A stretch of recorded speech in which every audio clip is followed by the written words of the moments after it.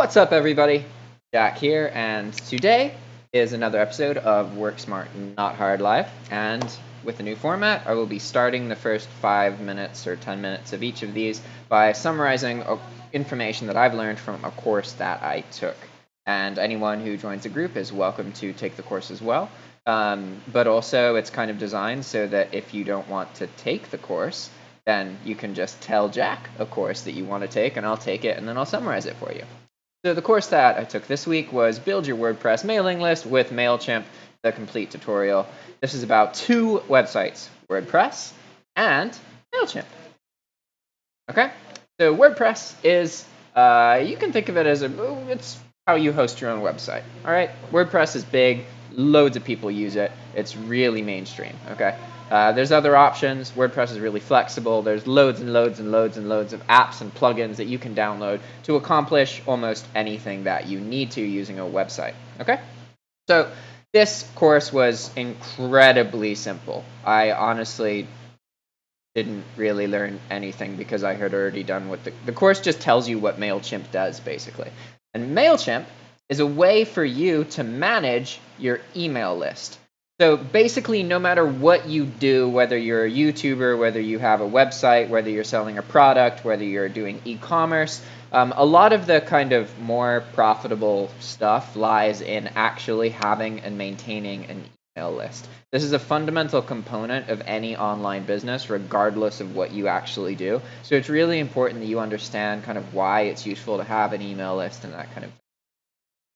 So one of the things you can do with an email list, essentially, you're developing a big database of people who are interested in a specific subject. And then when you have relevant content for these people, you can communicate with your email list. You can send out emails. When you create new projects, you have an audience to talk to. It's a way to talk to your audience. Kind of like how when you're on YouTube and making videos, you're growing an audience. In the side world, that audience is your email list, okay? And MailChimp is a way to make it easier to manage that email list. Essentially what it does is it allows you to aggregate the email list in one place and also to send communications to that email list. So in my case, I'm using MailChimp because I have 52 emails to be sent out to a person every week after they sign up. And each email teaches them something relevant to self-employment, right? Because I really want to figure out how can I bring as much value as possible to the people who join this. And MailChimp allows you to do that. It's a little bit more expensive than I thought it would be. I don't actually remember how much I'm paying now, but I got the very basic version, which is free. But if you want to be able to do the stuff I'm talking about, where you have like 52 predefined emails that get sent out a certain number of days after a person signs up, aka a week later, 2 weeks later, all the way up to 52 weeks later, then you have to pay more for that. And it's something like $50 a month or something. So it's not too outrageous, but it is something that you're going to be paying money for. And that's all this course was. It was just showing how to link MailChimp to your WordPress website. And that's it. It really wasn't that useful. It just kind of explained what MailChimp did, essentially. So once you have a MailChimp account, then you can get MailChimp to like export these little forms, okay? So I'm going to show you what this looks like. If we go to trabajosavio.com, this is my super, super, super basic rough draft website. And we scroll down, there's a bunch of copy just about like earning money online. It's all in Spanish. And here we have the MailChimp part. This part right here where it says Unite a lista de correo. This means like join the list of mail, basically. And entra tu correo electrónico is enter your email address. So someone enters their email address just like this, and they click subscribe, and then they're in my email list. That's essentially all it takes. There's some problems now, as you can see. Like this is a really, really, really basic website. For example, one of the problems is that you can scroll down and you can sign in here. You can get the email sign up thing, right? And this is some code that I copied from MailChimp. So when you're in MailChimp, you press this little export button and it gives you a little bit of code that you copy and then you put it in your website, right? So this is what that code looks like when it's actually like filed and rendered and everything. So the problem though is if you look at the bottom right here, see where it says Seguir? This means that it's like that's me signing up for this. It's the same thing. So there's some redundancy here, and these two emails actually go to separate places. So I need to get rid of this little icon thing here. And this is interesting because if you go into WordPress and you actually go to like the site editor, I think I need to click on right here. I can't actually see this thing here. And it's interesting because just because I can't see it, oh crap, this is a blog entry. We need to go to sites, pages, pages, and edit. There we go. Now this is what the WordPress editor looks like. So this is what the website is. And if I look at it, it looks pretty much the same, but anytime I click on something, I can change stuff here, right? So I can change all these. I can show the settings of the block, which shows up here. And the whole website is comprised of blocks, basically. But you can see that if I scroll to the bottom right, that stuff doesn't exist here. Like, okay, if we go here, there's this Segundo thing. This is like always there, no matter what, see? And it's not showing up here. What I learned is there's a couple things like that are actually part of the overlay of WordPress. Like you can also see this thing at the top. This wouldn't normally be there. This is just there because it can tell that this is my website because this is the account that I use to create this website. So it can identify me and it sees that I'm the editor. So this normally wouldn't be there. But there's always going to be this kind of stuff, right? And at first you may think, oh, well, it's limited because it's not showing up here, but it's showing up here. You can't get rid of it. That's not true. Essentially, you can do anything you want by adding custom CSS and code to things, right? So if I actually go to this document and then we go to advanced, one second. How do I do that? I think I click here, document, should be an advanced button. Block maybe?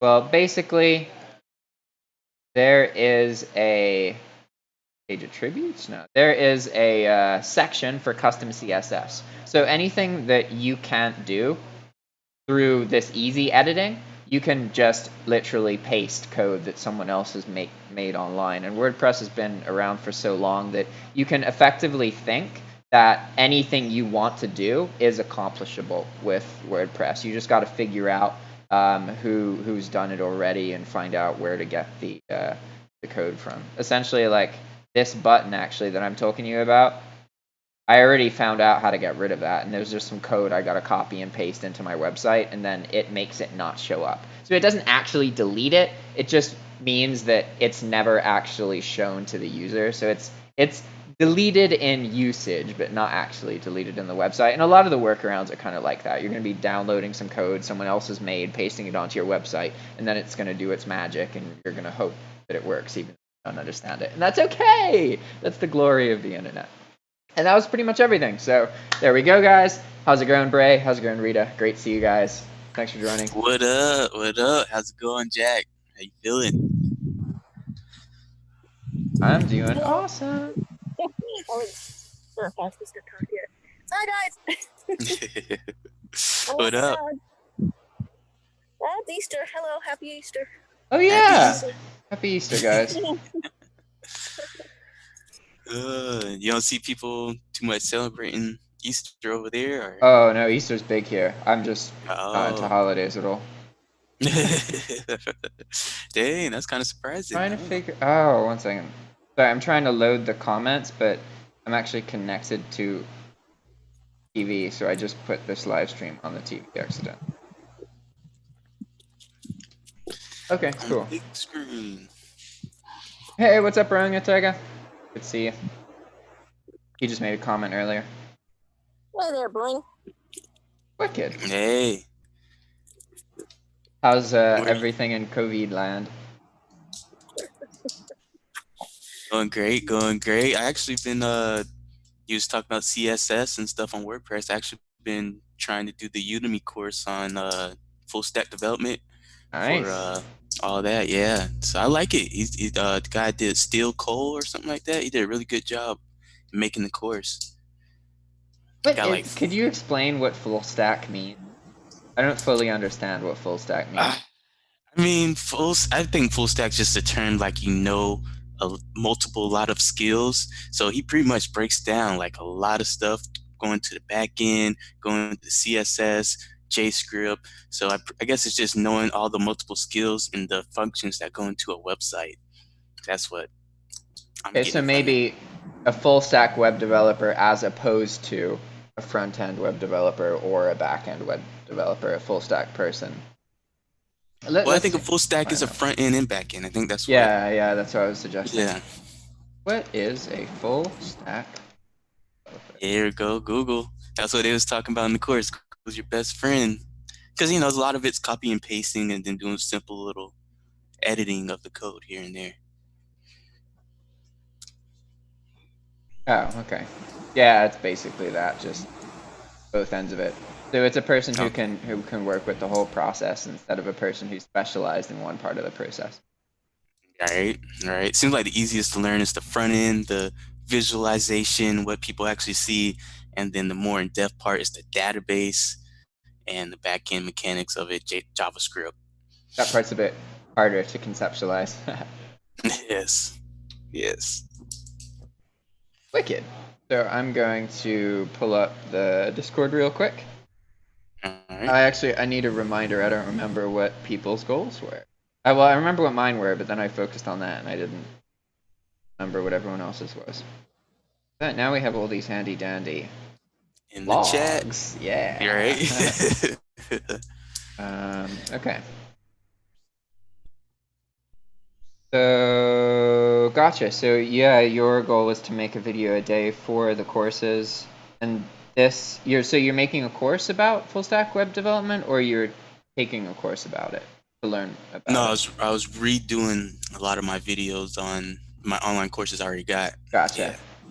How did that go? Yeah, yeah, it's good. Well, I didn't do a video every day. I ended up doing them all in one I day always do that too. It's all good. because I was having a buzz on my audio equipment I couldn't figure out for a while, and then I remembered reading something online about your power adapter. Your laptop being Yeah. powered on while you're trying to do audio equipment. The magnetic field just Yeah. messes it up. Yeah, so it's like, oh, there it goes. Now it sounds good. Man.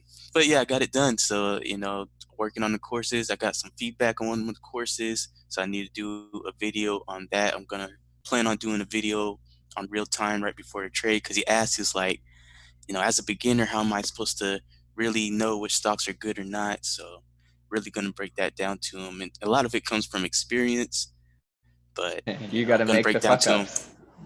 Yeah, exactly. Exactly. So it's good. It's good. I had a good week. It was all right. That's almost like whenever I have.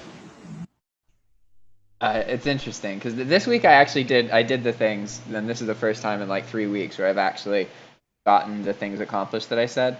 But it wasn't like I worked on it a little bit every day. I definitely want to get to a point where I do a little bit of work I know will make me happy every single day. But I'm pretty good about doing it after 3 days or 4 days, and I'll do more of it, and I'll feel good, and I'll enjoy it. But I haven't like progressed enough as a person to do the stuff every day that's little that I know will make me happy. Like I can do it for a couple days in a row, but I essentially then go into a like okay, for example, I worked like for like 2 days straight, and then I slept for a whole day. I slept for like 5 hours, then I was up for 3 hours, and then I slept for 6 hours. So I was asleep for 11 hours that day, and then I went to bed early and slept for a full 8 hours. And then when I woke up, I was like, yeah, I'm super well rested and stuff. But I honestly don't know. I don't know myself well enough to be able to get predictable daily results out of myself. I can do something within a week, but even a couple days less than that, and I freak out. Like I regularly get anxiety because I make commitments in this call, which is on Sunday, and then I join Chris's call on Monday, and I usually do the same commitment. But then the next call with Chris is on Friday, so that's only 5 days later or 4 days later, and most of my work ends up getting done on Saturday. I don't know why that didn't happen this time, but I feel it. I'm the same way where like if I'm like, oh yeah, do this every day on average, that means one day where I do all of it, or maybe 2 days where I do half the work. Like, I don't know. Okay. So do you usually don't make your goal by the time Chris's chat comes around, or do you like Not make it recently, right? no. I've Okay. definitely been pushing myself more because the goals are like very specifically related to the website, and I'm trying to push myself to develop it a bit faster than I would normally. And I'm still getting the hang of that. It's gotten easier.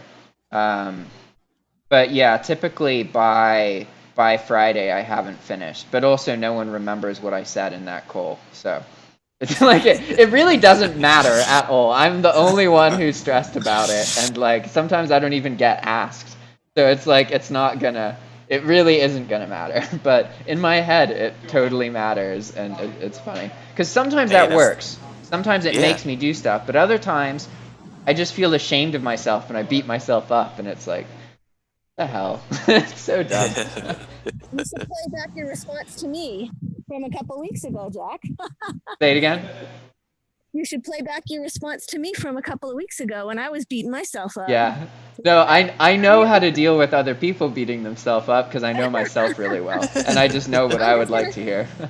I'm gonna have to memorize your speeches and then like say them back to you, and maybe hearing it with a different voice will trick you into listening to your own advice.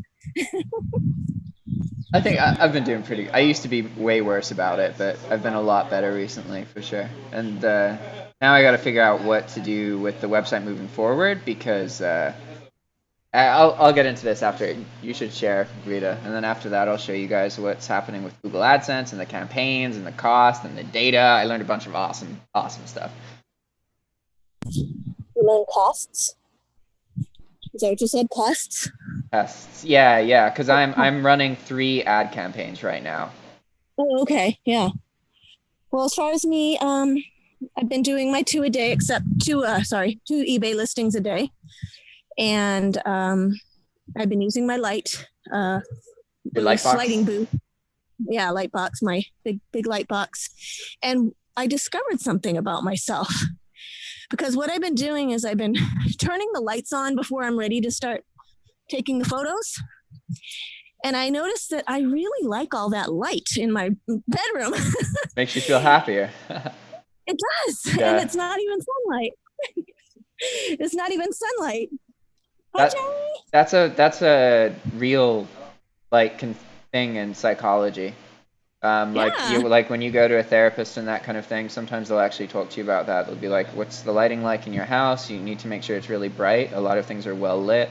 And Yeah. it's not so much about because there's a color thing. Some people prefer like a more yellow orange light, but it's more about the consistency of the light, and that's also a feng shui concept.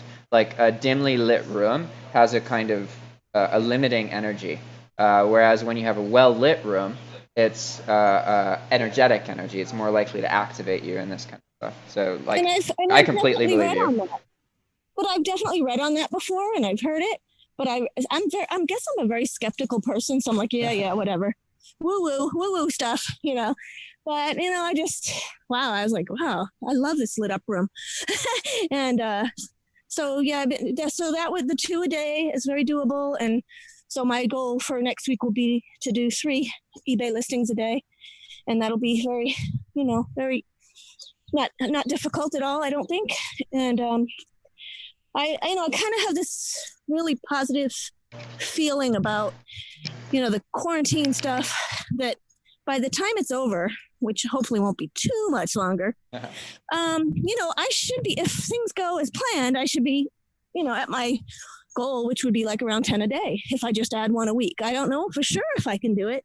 That's a good strategy. I think that's way more likely, like, because that just means that you have 10 weeks to get yourself to a point where you're doing 10 items per day, which sounds way more realistic than just being like, I'm going to change myself right now. Well, some people can do that, but I can't. So, or I haven't been able to in the past. So I love this. And Chris has recommended it. You did. And, so and it works. It works for me. And it doesn't mean I don't do anything else all day. Sometimes I worry about when I put things up in my Rita's notes section of the Discord.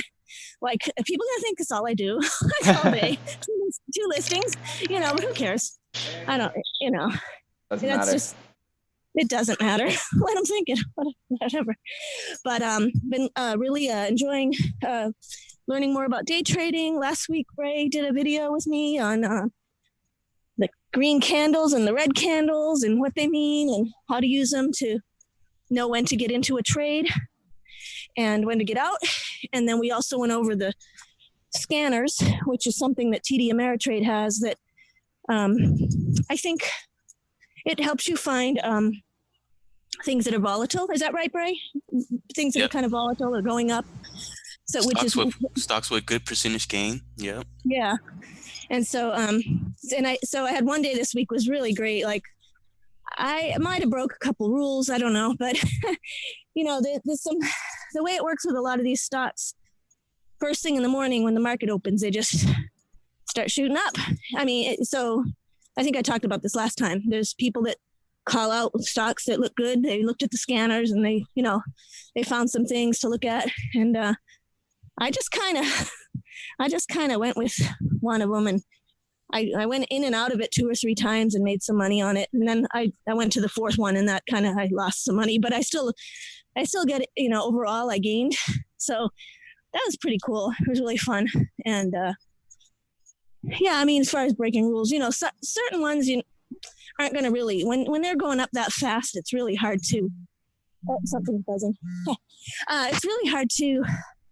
I just don't think the RSI is going to go down during that first immediate run up, right, Bray? You know what I'm saying? Yeah, sometimes you gotta throw out the indicators if you're playing in that first 5 minutes. Yeah, you can't really rely on the indicators because they're going past data. Yeah, exactly. So that's fun, and I'm trying to think what else. I've really enjoyed using the little thing that Jack put out there a couple weeks ago on a video. The rule sheet. Jack's rules, daily Yeah, rules. the rule sheet. Yeah. And then the stretch. Let me show that on the screen real quick. Yeah, maybe someone else will benefit. Jack's rules. What? You put in the Discord. No, maybe not. But if you look under under Rita's notes, you'll see where I've been doing it on like a little spreadsheet thing. Oh, so that's where you got the format from.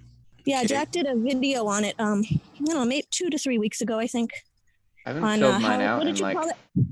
3 days. Daily rules for video? fulfillment and happiness. Oh, what did I call that? 1 second. It was.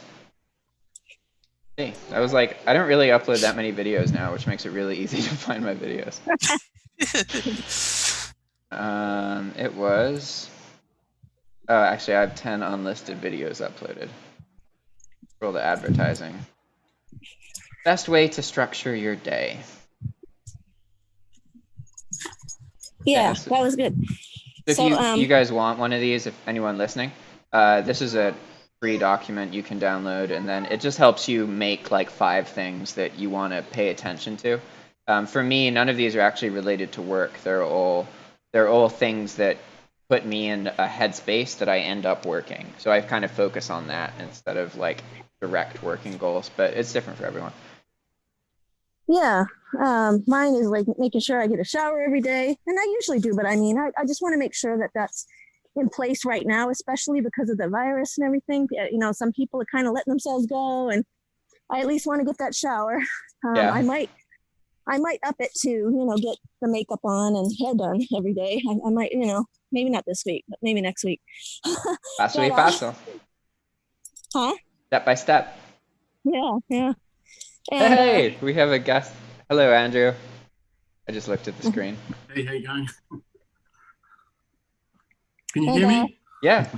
Yep.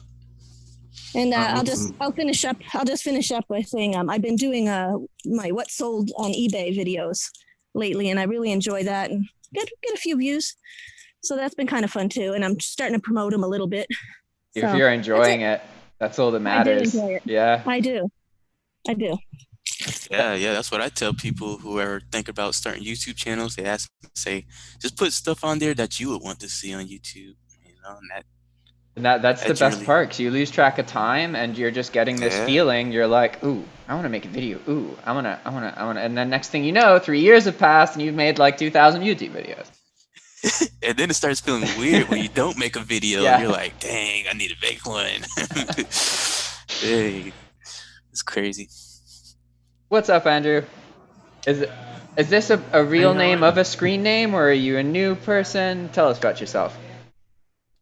I've been watching a few of your videos for a while, and I just thought I saw you were online. I thought give it a go. I'm actually from Australia, so yeah. Yeah, we can tell. And, Yeah, So I can tell by the so accent. Oh, sorry. yeah, yeah. How you guys?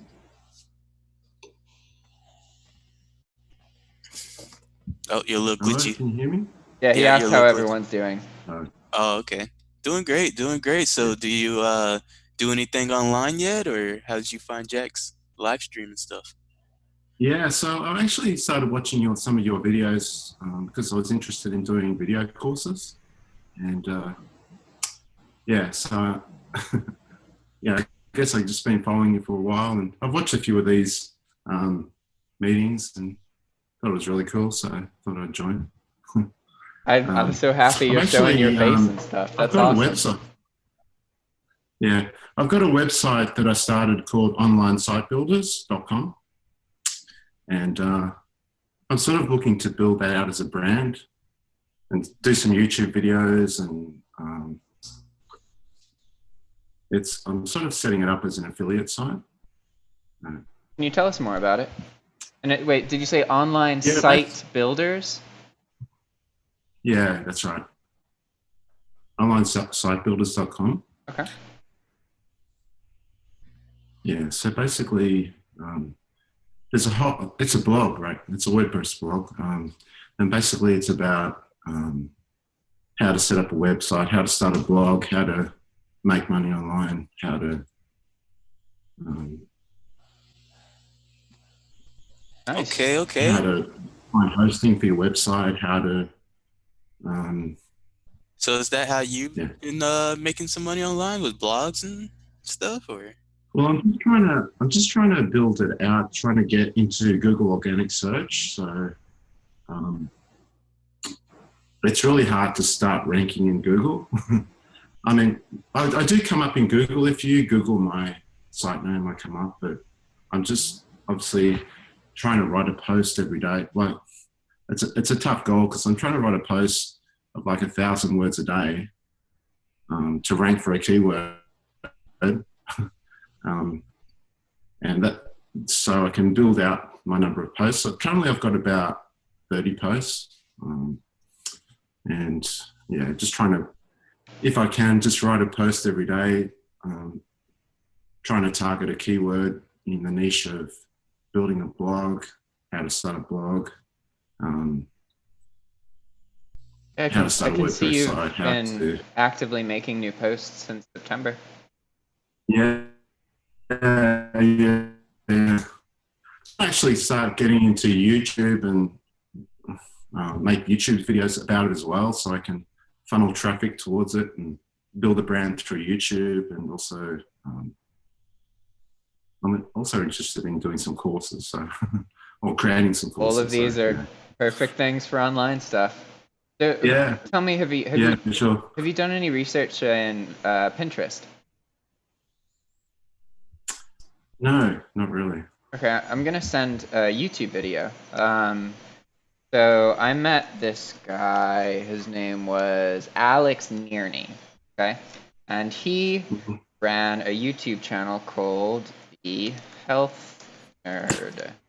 I don't know if any of you guys know this channel, but it's interesting because it hasn't had any new content in over 2 or 3 years. And when I met him, he had just kind of like abandoned it, and it was at like 100,000 subscribers, something like that. And now it's at 470,000. Wow. So, but it's super interesting because I learned a lot from him because he told me, he was like, look, you're a young YouTuber, you haven't like constrained yourself to a certain brand, and even though in my head I was like, why are you comparing me to you? I have like, at the time I had like 5,000 subscribers and he had like 20,000 or something. I was like, what the fuck? But he was really disheveled about it because that YouTube channel was a character, not him. He was the voice of the character. But he essentially said that because of that, it developed the character's brand, not his own brand. And also, he was so worried about like being judged or cursing or any of this stuff that he couldn't really be himself in the videos. And ultimately, this put him in a position where he had a really successful YouTube channel they didn't care about anymore. And he ended up doing other things, and to this day hasn't made more videos from that because it's something that he enjoyed in the past but kind of moved forward from. But I'm sharing this because it's a team of people, made a couple other YouTube channels, and one is all about blogging. And they have some incredibly informative YouTube videos about blogging and specifically leveraging Pinterest to get traffic to a blog or something else. They've got tons and tons of like interview testimonies of people like talking about how they earn money.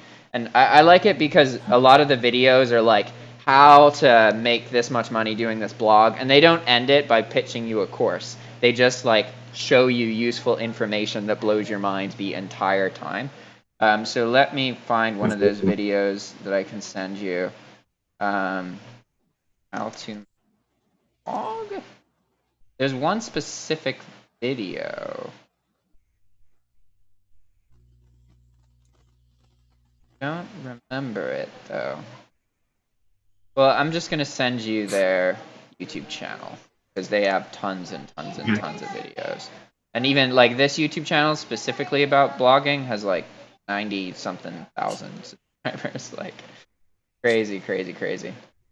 Here we go. I guess I can put it here. I'm also gonna, this Zoom chat disappears after this ends, so I'm gonna put it in the general chat. Oh, thanks.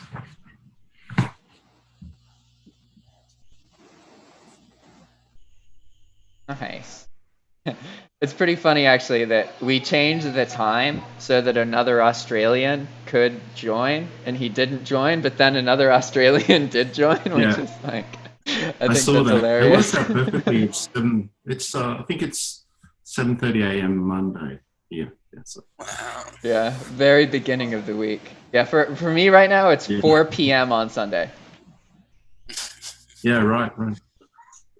Oh, it's probably, it's 8 a.m. now. Yeah. So, yeah. And it's definitely, it's a good time for me. It's good. Yeah.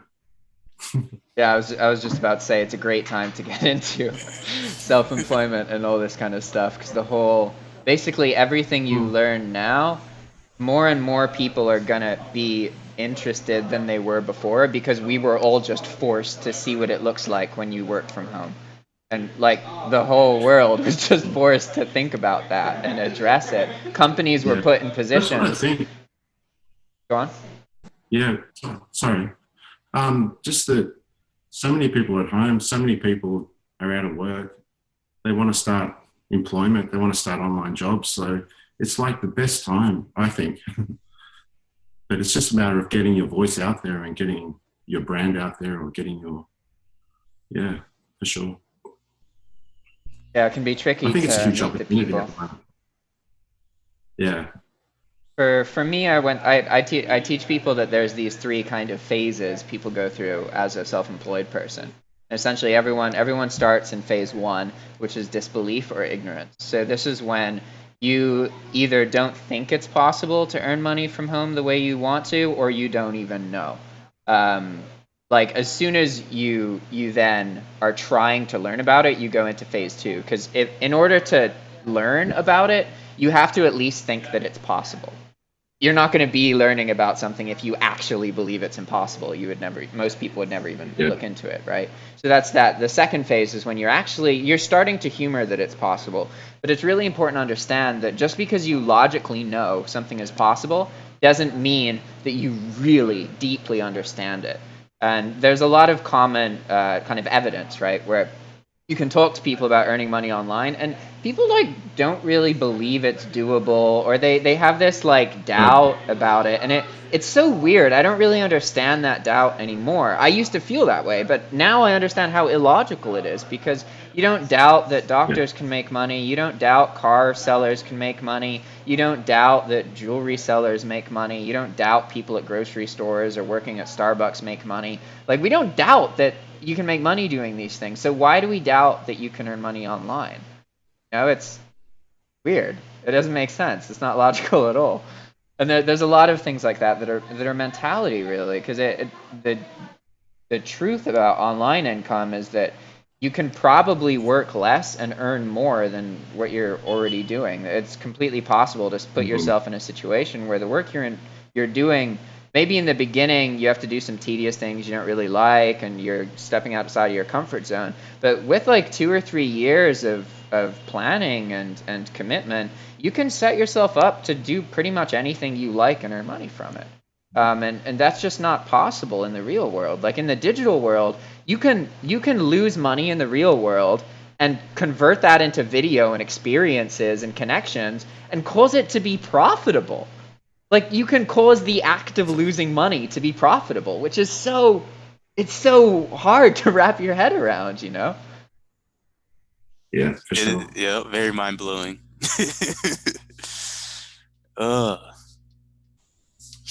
For me, one of the I reasons guess there's a couple of there's some websites that really inspire me, that like affiliate blogs that are making big money, like hundreds of thousands of dollars a month. And it's hard to know how you're going from virtually no traffic to, but if you see the target where you want to get to, that's a great inspiration. So it at least shows it's possible. Yeah. For me, there was a turning point with this mentality I'm talking about. And before, eventually, basically, I went to this event and I met 20 other people who earn money online from a computer. And prior to that, I guess it's not so much that I doubted it was possible. I doubted it was possible for me to earn money online. I didn't know if I would be able to do it, right?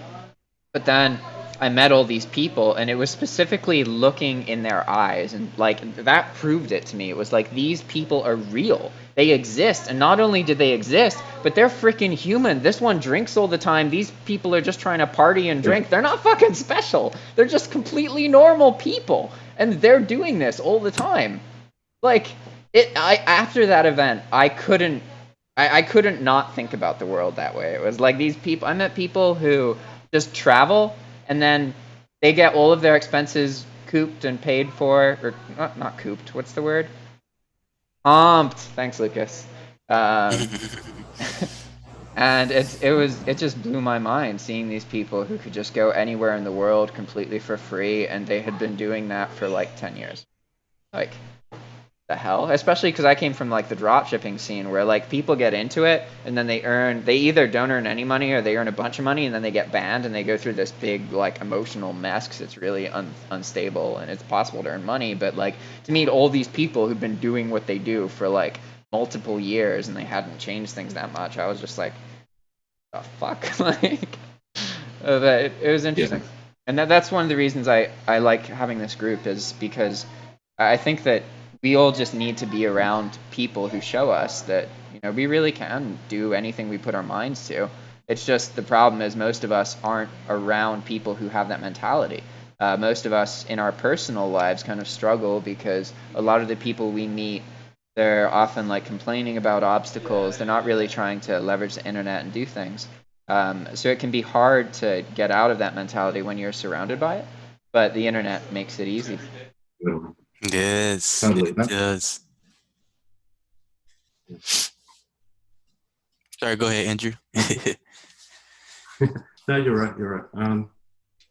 I think you just hit the nail on the head. It's like, people you're surrounded with don't get it, don't see the opportunities, don't watch the things that you watch, aren't aware of it, think it's kind of, I don't know, not possible or a pipe dream. So it's very lucky, I think, if you're in that scenario. That's why these sort of groups are really important, I think.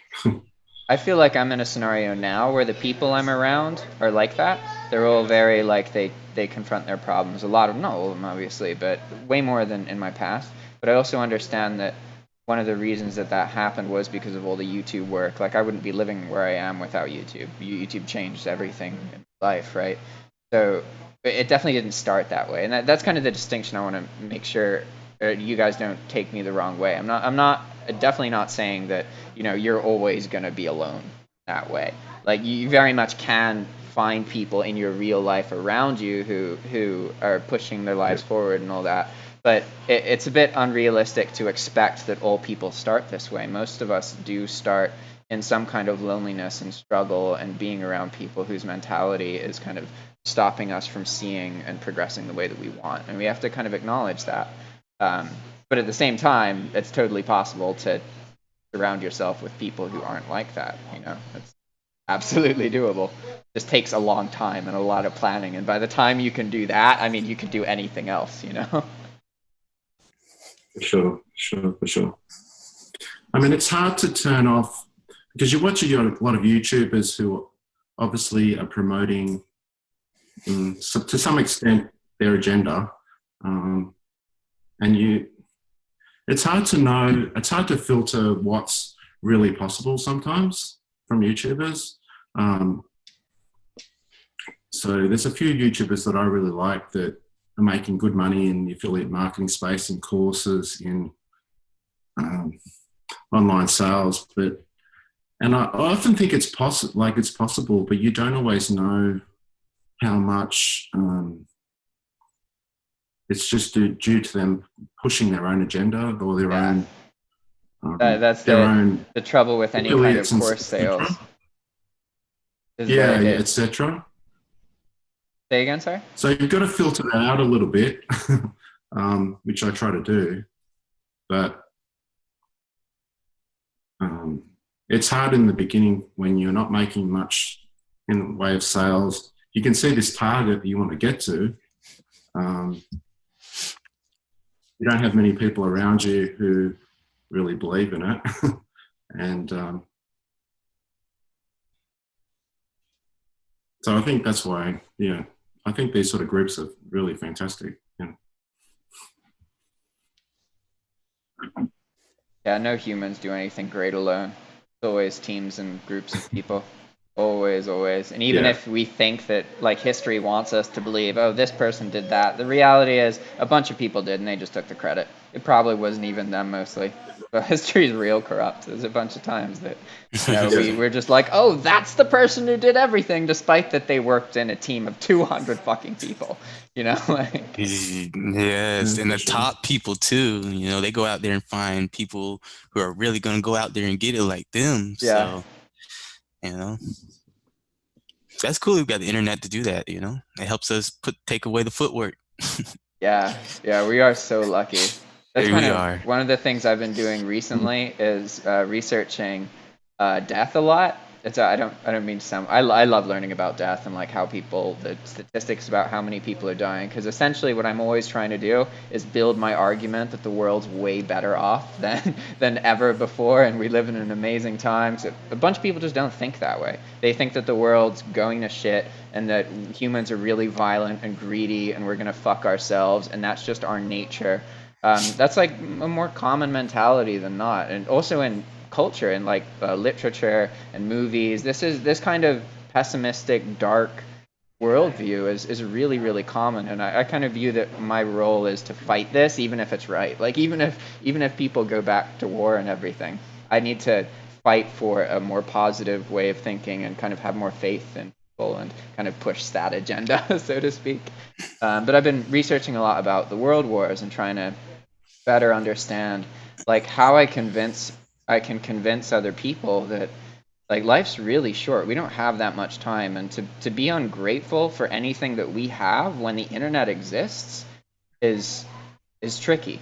Like the reality is like 100 years ago, one of us or more would be dead by the time we were 20 from smallpox or from diphtheria or from tuberculosis. And this is just diseases, not even including the world wars that like ravaged huge amounts of people.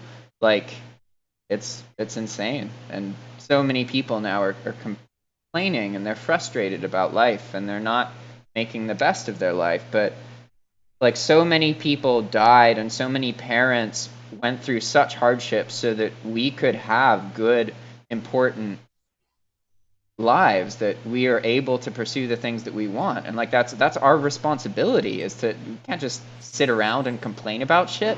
Like, I just picture how many humans suffered so that their children could have better lives, and then I just think of them hearing what a lot of people say and just being like, oh my god, they would be so mad, they would beat the shit out of us. Like, you know.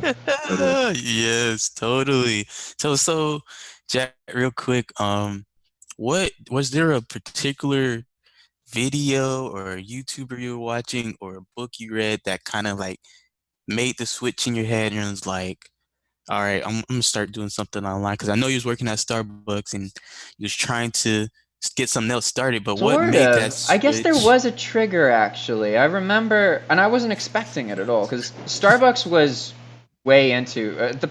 I got the job at Starbucks specifically because I wanted to learn to earn money online, and I targeted it that way. It was part of a plan to get the job and then leave once I could. So my actual interest in it started like 2 or 3 years before that. And I remember this one day where I had just gotten home from work and I was watching some movie or something. I don't even remember the name of the movie, but there was a character in the movie, and he was like, look, I'm going to tell you the secrets. And he's talking to another character. And the other character was like, what secret? And the other one was like, the secret to life, the meaning of everything, the answer to it all. And he was like, come on, you're full of shit. Then the other guy was like, everything that you think you become over time, you just have to attract it to you. You have to believe that things will change for them to even change in the first place. And I didn't really think about it that much, but that was when I first started to understand the concept of intention. And that event led to me trying to research more about it. I read a book called The Power of Intention. I don't know if any of you guys have read that book, but the premise of this book, The Power of Intention, is that if you want to change anything, it starts with believing that you can actually change it and thinking about it and talking about it. You have to want it to change. And basically, by just doing this over and over, talking about it, meeting people, finding people, having conversations, you bring that change into your life, right? So I guess that was a turning point for me, was this concept of you are responsible for everything in your life. And if you want it to change, you have to talk about the change. You have to talk about what you want to change. You have to find people who are interested in change. You have to, you can't just think about stuff. You have to keep being relentless, sort of, so to speak. Um, but I can't say that there was anything in particular that led me to the online thing. I think that was actually more of my experience in business, because at the time I had a more traditional job. I was working as a salaried employee. I wasn't earning that much money. I think it was like $28,000 or something. Um, so I mean, that was way more money than I'd earned before, and like, it was cool to have a salaried position and health insurance and all that. But essentially, I was part of this job, and there were these designers. There were who got all the money. They would design closets for people, and they would be like between $3,000 and $40,000 for a closet. And then the designers send this blueprint to the office. The office orders all the equipment, changes the design so it's real and can actually exist, right? Gets all the parts, ships it to the warehouse. The warehouse verifies everything, and then the installers go and install it. And what was super obvious to me in this business was that the boss was just always relentlessly trying to grow, and he didn't make a clean system. He was just trying to scale and scale and scale and scale and grow. And it was a physical business, and every time he sold something, we had to remake everything. And there were so many chances for things to go wrong that something always went wrong. There weren't clean jobs, really. Like, maybe every now and then there would be, but it was normal for that. And to the point where my job was to look at the whole business and like ease these problems and increase communication and reduce these problems from happening. But like, it was super frustrating for me because I could see, like, because of the rate that we were growing, there was no way they were going to stop because we weren't taking the time to make the fundamental changes at the core of the business and stop scaling to get it to be clean. What's up? No lo sé, lo siento. So I was often quite frustrated there, and I got really, really fed up. But what it showed me was that in the physical world, whenever you sell anything, you have to sell it over and over and over again, and paying other employees is really expensive. And so that job was amazing for me. I learned so much, but it completely turned me off of physical work. It was like, why should you make things in the physical world that you have to remake every single time you sell them when you can do things in the digital world that scale infinitely?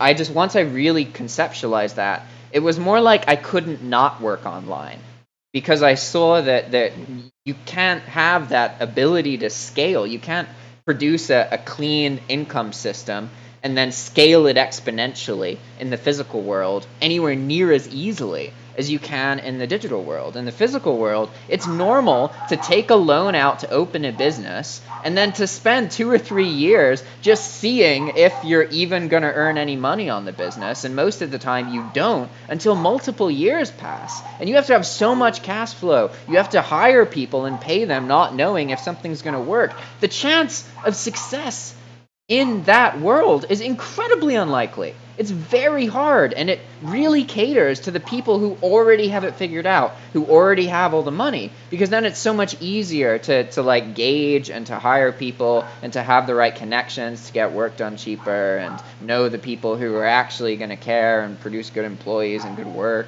And in the digital world, it's so much easier, like so much easier. The reality for me, I'm learning to be more diligent now, but I've gotten to where I am, like, kind of half-assing a lot of my work, working every day, but only for like 30 minutes or an hour, and smoking tons of weed. Like, I'm not a super, super diligent person, but the difference is that mentality allows me to see this different world that isn't competitive because most people, especially young people, are still kind of in the system, so to speak. They're still working in the constraints of the physical world instead of having this awareness of how you can use the internet to just have a much easier and better life. And I'm working a lot on this. I'm becoming more diligent, and I'm seeing that. But that's also something that is comforting to me because I see that if I'm able to do this without being super diligent, without working my ass off, without working all the time, really anyone can. It's not about just like working for 12 hours or being able to even work for 2 or 3 hours. It's about doing stuff every single day. That's really what makes the difference. You have to understand that you want to improve things and then do something every day that improves your future in an online way. Whether it's like making a post or having a conversation with someone, like even if it's only 15 minutes, if I had to bet between two people and figure out which one would succeed, and one of them was working for 8 hours a day, and one of them was working for 15 minutes per day, I would usually bet on the 15-minute one because they're the one who's more likely to still be doing it after 2 years. Whereas the 8-hour person most likely is going to be burned out after a month or two and stop, like most of the time. And there's a lot of things like that. Like also with earning money online in general, one of the surprises for me was I thought that there would be more people who were closer to my age and younger. But the reality is almost nobody I've talked to is like that. Most of the people who are interested in online income are older. They have children or they're interested in retirement. Those two things motivate the vast majority of people interested in online income. Most people like me are not interested. And that's the reality. And it was kind of hard for me to come to grips with that because I needed to, I thought I was speaking to people like me, but now I understand I'm actually speaking to people who are in a different circumstance. And for some reason, maybe it was the death of my father and my life situation, I have some of these qualities that these people with children or having to retire, they really like relate to that, right? And that desire and that kind of realness about using the internet to provide for something you care about. That I think is what's kind of missing from a lot of people, is that if you're just interested in money, essentially there's so many things you can do to earn money. You may not feel motivated after your first year earning money online, because a lot of people just lose money in the beginning, and that's normal essentially. But it's so much more likely that you're going to succeed when you're motivated for something else. Like, you want money because you care about your family and you want to spend more time with them. Like, that is way more motivating. The chance of somebody who's using that as their motivator to succeed is way more likely than someone who just wants to earn money. Because if they just want to earn money, they're going to work all the time. They don't need to be their own boss to do that. They can just go to school and get a nice job. Like, like, there's field you can go get a programming degree and get a job and get fired and get a new job and get fired and get a new job. Like, there are absolutely fields that have tons of demand for workers. Right now, one of my roommates and really close friends is in a program called Lambda, and you get a programming job. You don't pay for it until you get the job, and you pay part of your income. And if you never get the job, you never pay for it.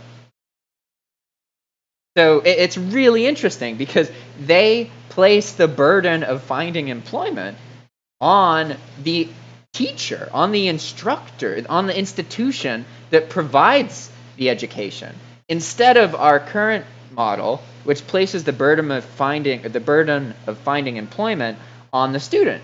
And it makes so much more sense. Like, oh yeah, we're going to give you this thing and we're just going to tell you it's valuable, go find a job with it. That really doesn't make sense compared to, hey, we're going to show you these useful skills and we're going to find you a job because we're incentivized to. Like, that model makes so much more sense to me. But yeah, anyway, that was a rant. I was just saying that, we all got options. So is that something going on in the US? Yeah, called Lambda. Lambda. Yeah. What in the It's world? amazing, dude. Like, also the way that they do the courses, like, I definitely would have done it. Now I'm in a situation where I got this website, I'm working on other things, I'm building my own brand. Like, I feel confident about what I'm doing. All my limitations are just kind of within myself. Whereas before, yeah, like 4 or 5 years ago, I totally would have done that, definitely. But it takes like less than a year. It's not even like a 4-year program. Like, it's ridiculous. And you do it all from your home, right? From Yeah. your computer. Yeah. Yeah, you have the option of going to in-person meetups, but it's not required. So it's all it's all Zoom rooms. Like, sometimes they use my Zoom account because free Zoom accounts like can't have meetings more than a certain amount of time. At least now, because it's COVID. Yeah, Zoom is letting everyone use their platform all the time. But before this, there was limitations. So yeah, super interesting stuff. Okay. I'm gonna have to look that up. Man. It's Lambda, That's cool. LAMBDA, I think. Let me find it actually to make sure I don't send you on a goose chase.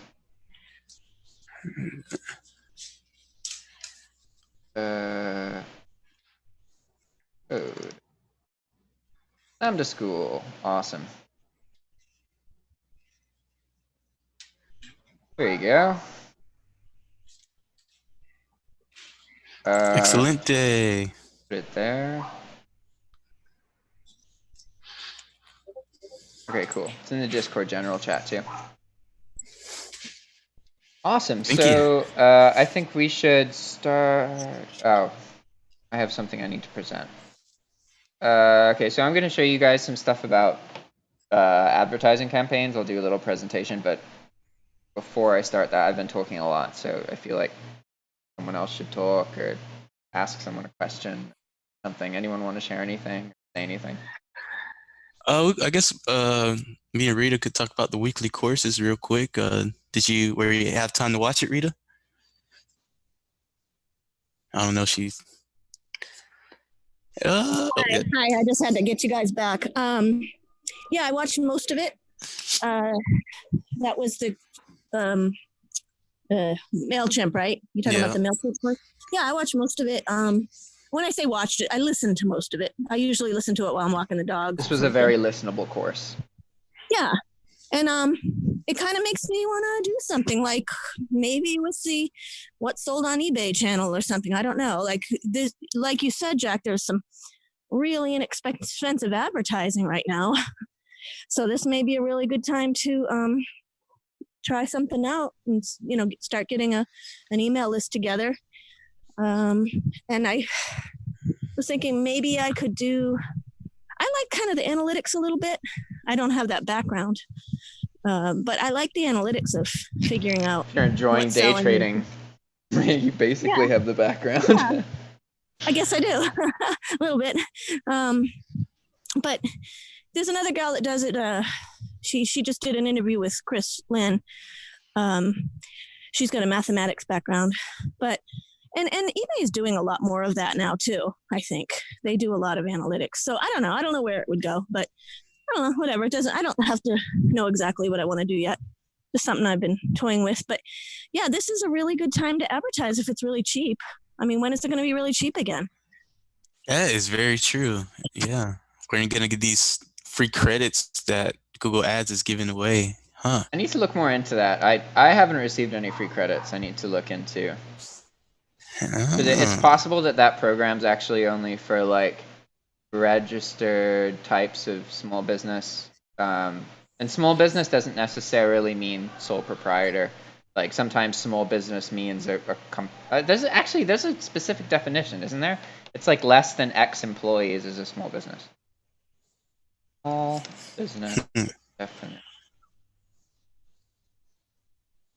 Oh, here we go. Depending on your industry, a small business could be defined as a business with a maximum of 250 employees or 1,500, depending on which niche you're in, I guess. I definitely don't have 250 employees. Okay. What did it say? A minimum of 250 employees or maximum? That means that if you have 249 employees, you're considered a small business. Yeah, okay. Unless you're in a field where the criteria is 1,500 or whatever it was, 1,500. What did you get out of the course, Bray? It was very straightforward. I like the way he presented it. All he did was just, do like how Jack does, showing you how to do it. Straight beginner, shows you the little plugin that he used and that he advertises with.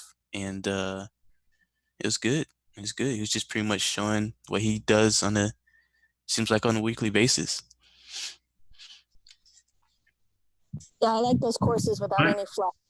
Let's get into it. Let's just get into it. No opinions. I don't want your opinion. Sorry. I actually watched a bit of the course, but I was wanting to set up a lead magnet as a course, an automated course that would come to you in emails every 3 days or whatever. And I just wondered, Jack, like with your experience of the pricing, do you get that with a free option, or how much monthly investment do you need to set up a automated email? I can look at it again real quick. But so for me, I have to pay for the more expensive one specifically because I'm trying to have a database of emails that gets sent out under certain conditions. If you just want an email list and you can write an email and it gets sent to every person on that list, then as far as I understand, you can do that for free with WordPress. There's a limitation with MailChimp. There's a limitation on the amount of people in your list. It's 2,000. Once it's more than 2,000, it has to be, you have to have a paid version. And then I think there's probably a limitation with how often you can do it. I'm actually looking at them right now. Compare plan fee. Okay. Doesn't seem to say how often. Oh, okay. So the free plan, you can have up to 2,000 contacts. You can send up to 10,000 emails. So that would actually go, imagine you have 1,000 contacts. That means you can only send them 10 emails before you use that up.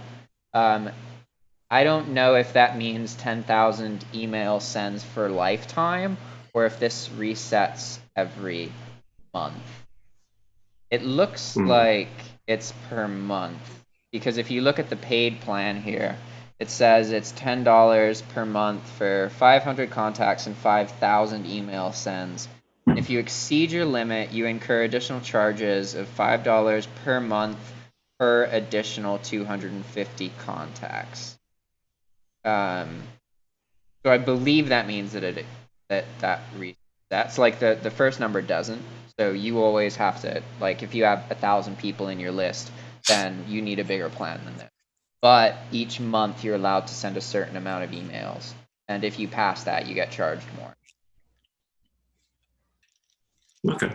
But it can be really expensive. Because I wanted to send maybe an automated chain of 6 emails, say, as a mini email course. So in order, as a lead magnet, to try to get someone's email address on my list. So on a landing page. It's a bit tricky because you don't email lists. You shouldn't be trying to. The email list is like a way for you to communicate with the audience you are forming, not a way for you to form the audience. And that's really important. It's really tricky to just get a list of a bunch of people who don't know you and then to contact them and for them to actually care at all. Usually you have something that introduces you or whatever, and then you get their email because you're providing them some kind of value. So in the system where you're trying to get them to take a course, normally the way you would do this is by sending out email campaigns where each email is giving them something useful, and then at the end of it you're like, oh, I have a course. But you really shouldn't, like, people are really good now at telling when you're dangling, and a lot of marketers dangle. Do you know what I mean by that? Yeah.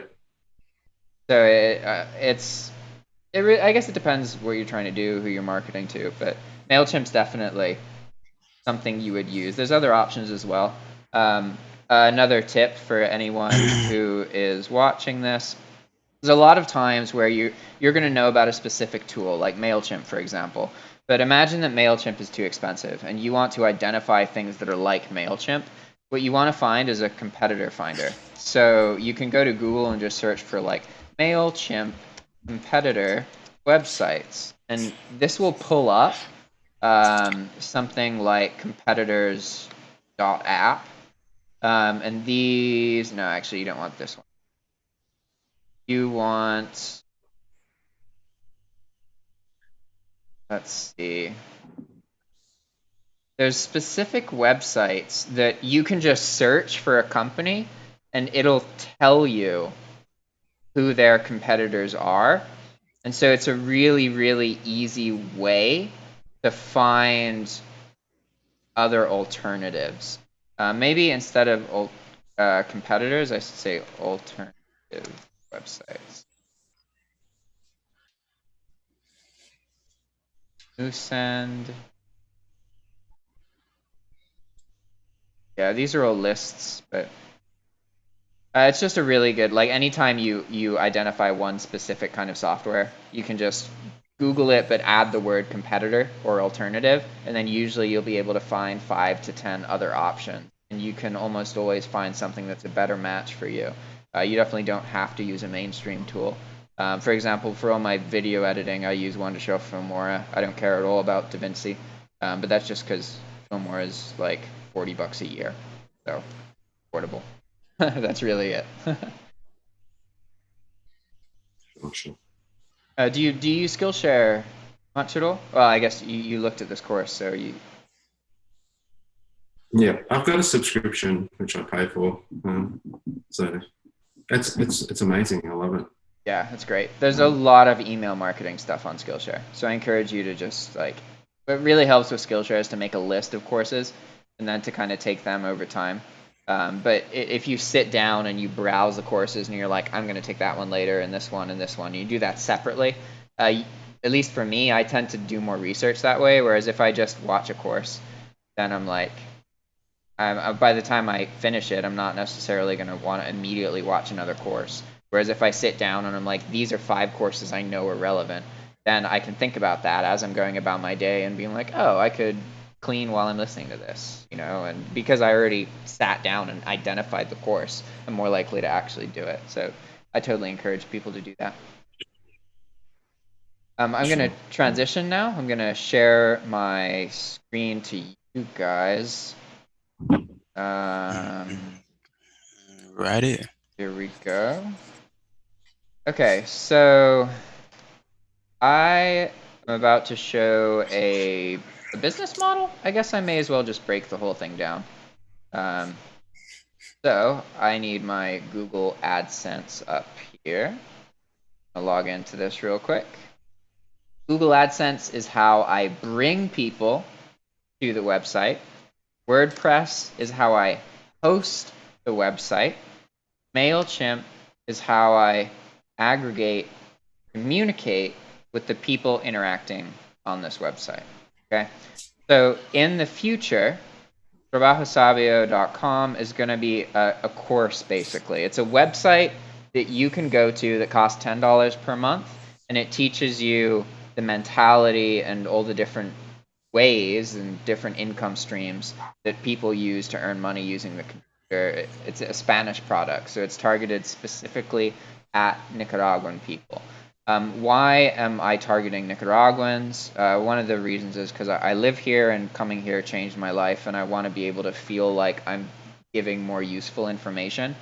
And the reality is advertising here is way, way, way, way, way cheaper. And it's actually even cheaper than I thought it would be. Okay. So in the future, this is going to be a membership website. And also, this is on Stripe. So if I get banned on PayPal, this income stream would not be affected by it. If I get banned on Amazon, or if I get banned on Udemy, this income stream will not be affected by it. This income stream is purposefully set up in a way that's independent of everything else that I do. Even if I use my YouTube channel, it doesn't matter, because I'm using YouTube to host advertising videos that I'm paying to show to people.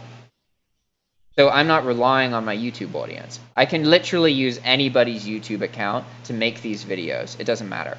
So even if in the worst case scenario where I lose every account I have right now, I wouldn't lose Trabajo Sabio because it's my own website. I could get sued and legally have to take it down for something if I'm stealing or whatever, but that's a really, really unlikely situation. Everything else is self-hosted, and that's and something I really want to emphasize with you guys, because I personally was really I was messed up by always relying on these platforms that can ban you or control so much about your traffic, when really you're better off just learning how to bring traffic to products in the first place, because those are the people who everyone is paying. So you can either be someone who's paying others for traffic, or you can be someone who gets paid to bring traffic to other people. And you really want to be in that second group. You want to be the person who has taken the time to learn how to market and bring traffic to a website, and you do that yourself. And you also want to keep in mind your income streams and how they mesh and come together, because you should anticipate that you're going to lose income streams. And sometimes, if you lose one income stream, it's also going to kill your other income streams. For example, if you have 4 separate income streams, but they all rely on your PayPal account, if your PayPal account gets banned, that is a huge headache, and that's a big liability. So you really want to have multiple income streams that are using different systems, so that when they get banned, or when you get in trouble, or when just COVID or something happens out of your control, you don't lose everything. You just lose one component. That's really, really, really important in the online income world, because the biggest battle we have as self-employed people is bringing stability of income into our lives. Anytime a self-employed person tells you, oh, I earn this much per month, they're most of the time lying. I'm not saying that they're lying about the money, but the self-employed lifestyle doesn't bring you a certain amount of money every month. There's almost no way to have that kind of stability. That is a concept that comes when you work for someone else and they're earning loads of money, and that money fluctuates and goes up and down and changes based on seasonality. And you don't see that fluctuation and change because you're only given such a small portion of it that they can guarantee that you're getting a certain amount all the time. But in the world of self-employment, you are not going to get the same amount of money every month. It's not something that is normal. And really, we like to act like we get a certain amount of money every month because it makes it easier to communicate with people who work for other people, which is most of the world, because they're very used to that kind of paycheck mentality. You'll often find that this comes up in conversation where you're asked like, oh, how much do you earn per month? And like I said, most of the time, anything a self-employed person says, they're just making a number up. They're making up an average. Don't beat yourself up if you earn like $400 one month and then $50 another month. That's normal, and it's part of the process, right? So that's just a little bit of backstory about this income stream. I have a website, membership website, independent of my other income streams, set up in a way where when this is earning money, if something else I do goes down, this is going to be okay, unless my Stripe account gets banned. But in which case, that wouldn't affect any of my other income streams. It would only affect this one. So that it's set up that way, and you guys, anyone doing this and listening to this needs to think about it that way. Okay? So how are we going to get people to go to this website? How do people know that this website exists? And that's done through Google AdSense. So basically what I'm doing is I'm trying to educate people through advertisements. So what I've done is I have these 3 basic ads. If I go to my campaigns, we can see here that right now the budget for these ads 30 cents per day. And that's it. This is not a lot of money. What I'm trying to do right now is just get data and test out this system. So what's happening with these ads? What are these ads? Each of these ads is a lesson. It starts off by making a statement, because in the first 5 seconds of an ad, it's unskippable. No matter what, they're going to hear what you say in this 5 seconds. And most people are going to leave after that. Okay? But they're all going to hear that 5 seconds. And if you're using an advertising campaign, a lot of people might think that it's something that you can just, you can set up, someone will see one ad and then they will come and engage in your product. That's not typically how it works. Advertising campaigns, in order to really be successful, usually need a lot of time. And one thing that's really important to think about is something called 7 interaction theory.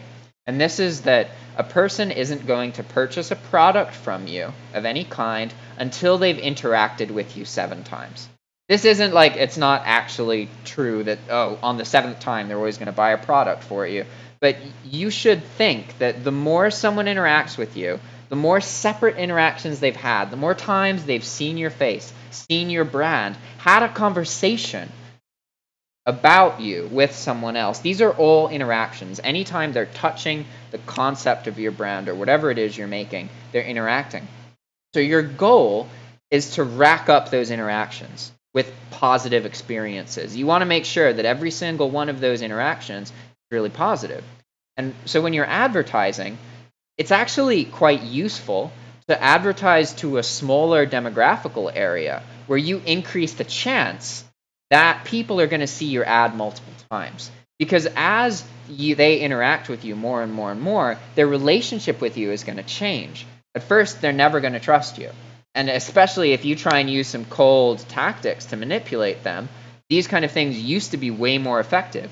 But people now, anyone who was born like 10, 15 years ago, they've been marketed their entire life. They came into being marketed. They're nowhere near as susceptible as people were 60 or 70 years ago. You used to be able to just make an ad and then everyone would just blindly believe you, even if you said ridiculously crazy things, because our psyches weren't built to kind of just ignore things. Even if we logically know they aren't true, we're still affected by them. But now we're in a society that we're bombarded constantly by all this kind of stuff, and it's made us a lot more susceptible to this kind of traditional advertising. So in my case, with this advertising campaign, I'm focused on making educational advertisements that get the person to be like, why did this guy just share that? I'm trying to make ads that instill that feeling of like, why is he giving me this useful information? I haven't done anything. That is exactly the purpose of every single ad that I make. So another thing to keep in mind is that 5-second point. After that, you can have a long ad. It could be 20 minutes, but most people aren't going to watch that long. Now I can share some data that I have from these campaigns. So surprisingly, so far I have one campaign that has had like 300 views. And again, I'm paying very little for these. That campaign with 300 views has cost me $1.44. It's almost never that cheap, guys, just so you know. In the US, it typically costs around 6 cents, up to 6 cents per view. That's how much you're going to be paying. Sometimes even more than that. You can expect between 3 and 6 cents per view. So because I'm advertising in Spanish and I'm advertising to a country in Latin America, I'm paying 0.01 to 1 penny per view. It's literally up to 6 times, even more than 6 times cheaper than what I'm used to. All of my other campaigns at this point have been in English and in the United States. And what I can tell you over like 42 different campaigns is that I never earned, only once or twice did I have any success in any of those campaigns. All the other ones, I lost money. It was really, really hard to earn more money from the product you are advertising than your advertising cost. And my most successful ads were ads that had nothing about what the product was. My most successful ad was an ad called Believe in Yourself, where it literally just gives you motivation and tells you to believe in yourself, not to beat yourself up, and it just ends. And I know that it's the most successful because that's the ad that the most people clicked on and then engaged in my YouTube channel by far. And there was one other ad that was reasonably successful, and this was an ad that I specifically targeted drop shippers. And the reason that I perceived that this ad was successful is because I wasn't a new face to a lot of these people. A lot of these people had already seen some kind of content that I'd produced related to drop shipping, because that's how my YouTube channel got its attention. Like 80 or 90% of the subscribers on my YouTube channel are people who are interested in drop shipping. And I don't do that anymore, and that's why my channel doesn't really grow that much. But that really showed me that when somebody recognizes your face already, it's way, way easier to get results out of them. It's way easier than if they don't know you yet. People are very mistrusting for good reason on the internet. There's tons of people trying to screw other people over. So it's been a really cool learning experience with this, and I've mostly just wanted to share that metric, that if you want to get paid views for your videos, it's 6 cents per view, up to 6 cents per view. But if you advertise in a foreign language in a foreign country, it can be 10 times cheaper than that. And that really is powerful. There's a lot of things that you can do with advertising when it is that cheap. And I'm still learning about this. So as I develop this more, is basically the goal here is to have a couple different videos. But right now, like I'm hugely limiting this. I'm only spending $30 a month on these ads for the next 30 days. I'm just trying to get a bunch of data. But ideally, I'll be spending like $300 or $400 a month on pushing this, because I want to kind of be educating people kind of outside of the website. I want just people in Managua, which is where I'm targeting. I'm targeting people in Managua, so only people in the city I live in who could have seen me in the street or like witnessed me at some point, because I look very different than most local people. So if I'm walking around, I'm more likely to get looked at just because I'm a foreigner, and there aren't too many foreigners, especially now Nicaragua's in a crash where very few people are actually coming here because of some events that happened 2 years ago that are still affecting the country today, and also because of COVID. So I'm in a situation where it's easier to brand myself because I'm a foreigner and advertising is very cheap and the information I have is more valuable because you can change your life in Nicaragua with $600 a month. You can't really change your life in the US with that much money. It's possible, but it's hard. That may be enough money to show you it's possible to earn money online and to supplement your life. Maybe you work a little bit less because of that much money, but you're not going to be able to live a good life where you can provide for a family in the US off $500 a month. That's not possible. Whereas in Nicaragua, you're earning $800 a month, you actually can provide for a kid. Like, you're not going to have the best possible life, but you can save up some money, you can be frugal, and you can provide for someone with that little money. It's completely different. So there's a lot of reasons I'm really excited about that. But that was it. Now you guys know all the stuff that I've done over the week.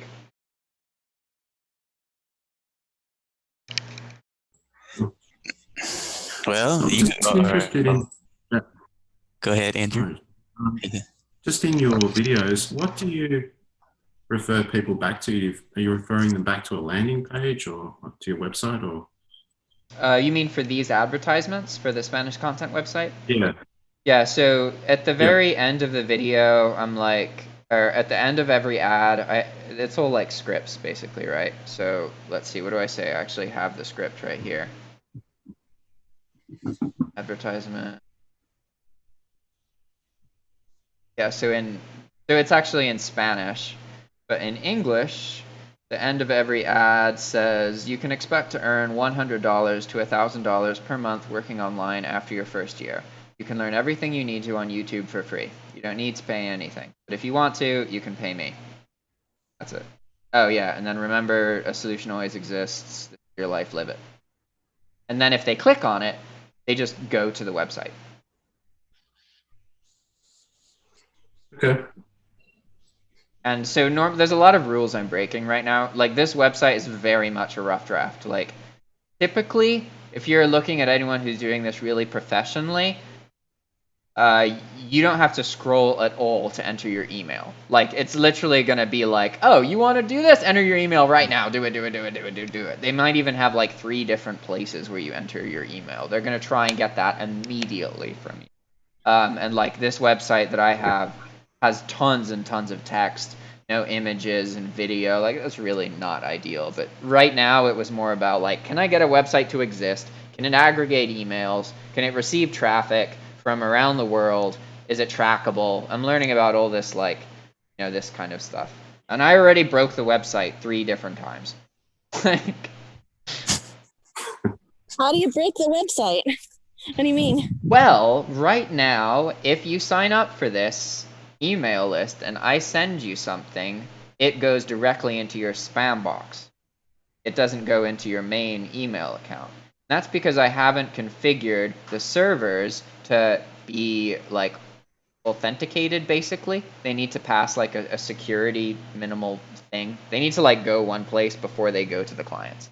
Because of that, the emails will always go into spam until I fix it. So I was trying to fix it, and there's like these things called DNS settings in your website. DNS is confusing as fuck. Like, geez, it is super confusing. Maybe somebody who really understands networking can explain it very easily, but me personally, I have problems related to the DNS all the time, right? So what I did with this website, the first way I broke it, was that I added the server that would have allowed me to be authorized and not go into spam. But in doing that, I accidentally deleted something else.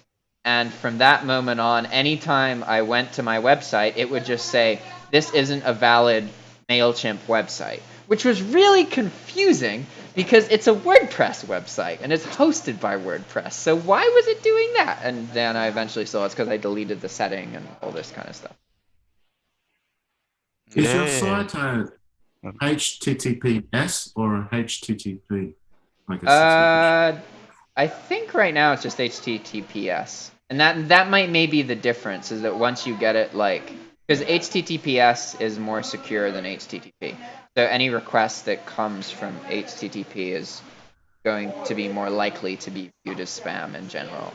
But these are all the I think exact headaches I'm trying to deal with.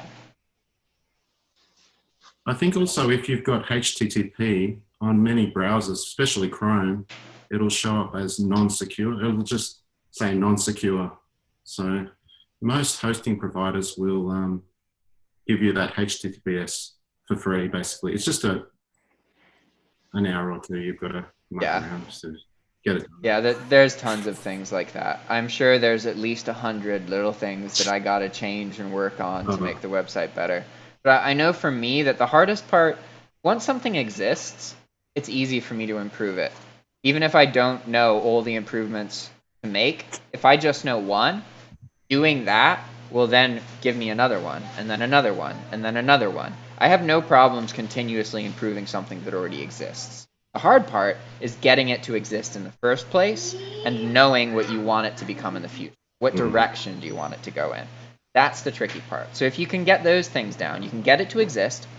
Like right now, this website exists, and I know that I'm going to change it from this point forward. All I have to do is go to the website. And then I see, ooh, I don't like that. I want to change that. I want to do this. This should be there. All that stuff, right? But if I try and sit down and be like, oh, I need a list of every possible thing that I can improve, I'm not going to be able to come up with that list. But I can look back and be like, okay, over the past 2 months, what are all the things I worked on? What are all the things I improved? Here's a list of them. That works.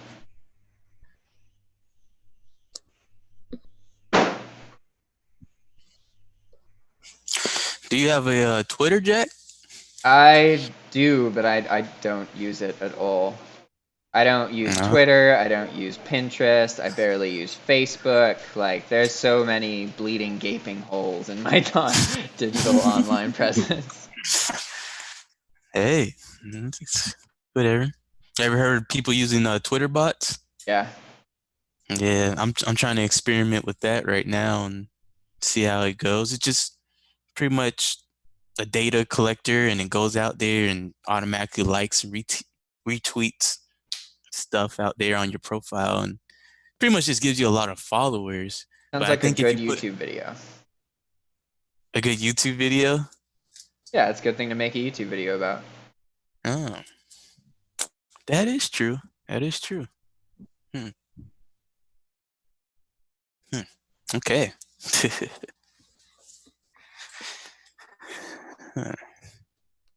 I've heard a lot of people are using Facebook Messenger bots as well, which is a really good substitute for email. Yeah, Facebook they is work really huge. well. So. There's a lot of chatbots now and like AI stuff. The whole world of AI is very accessible, way more accessible than we realize. There's tons of tools, tons of services. A lot of them are free if you're not using them all the time. Like, pretty amazing. But we need to progress forward. I need to start making sure we all have our tasks. Does anyone want to pick the first one? Yeah, I have been constantly trying to pick up on my Spanish skills and stuff, and I got the app Duolingo. Nice. So Duolingo's awesome, man. right. So I want to spend well, they do it by lessons, so I want to do at least 3 lessons a day. Okay. That's cool because you can just go into Duolingo and be like, what's my goal? My goal is 3 lessons per day. And it'll be like, hey, you haven't done your 3rd lesson. It's 11:50 p.m. You're fucked.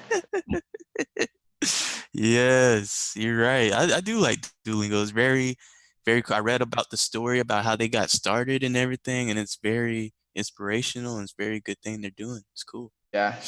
Okay, can you go into Oh, the Discord chat and can you put it? You are fully welcome to put it in your journal section, but can you put one in the weekly individual goals?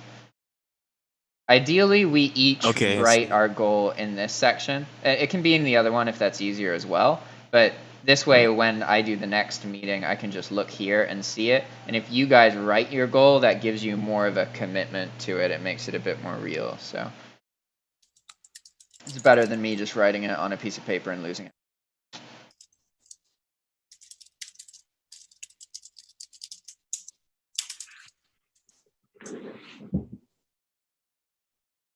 All right. And by April 19th. Man, the year is flying by. Yeah. Gosh. Okay. Rita or Andrew, do you have? Is there something that you want to? Okay. You shouldn't make it a task that you're going to do anyway. It should be a task that would be really good for you if you do, but maybe you won't do. But because you know that I'm going to ask you about it next week, then you'll do it. That's what the best tasks are.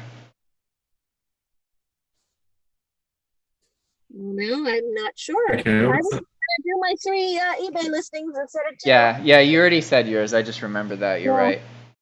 I mean, I could very well not do it. So, I do struggle a little bit, that's why it's at the very end of the day, because I put it off and then I turn the light on and I lay on my bed for a little while reading. Get around to it.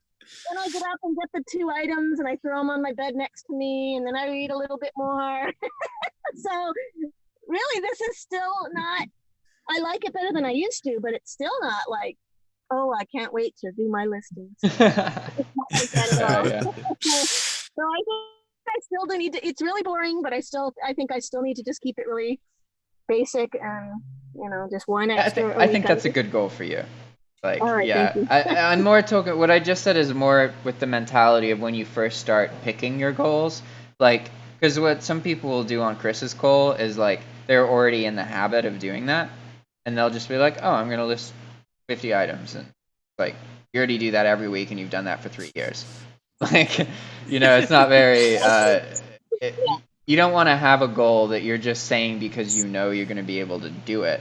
That kind of ruins the point of the accountability and pushing yourself, So in your case, you are trying to establish the habit. So it makes sense. I think it's a good goal. Yeah, I'm going to be really boring for the next 10 weeks as far as, I'm just like, Yeah, you're right. Because your goal this week is 3 per day, then next week's 4 per day, then the week after that's 5. Yeah, you're right.